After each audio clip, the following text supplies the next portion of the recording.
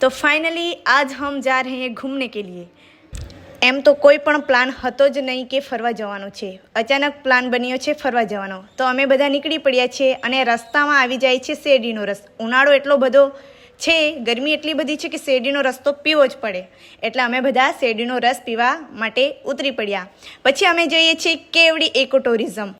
અમારી ઈચ્છા એવી હતી કે જંગલમાં અમે રસોડું બનાવીને જમીશું, પણ અહીંયા આવીને ખબર પડે છે જંગલમાં રસોડું બનાવવાનું અલાઉડ નથી, એટલા માટે અમે બીજા લોકેશન પર આવી જઈએ છીએ।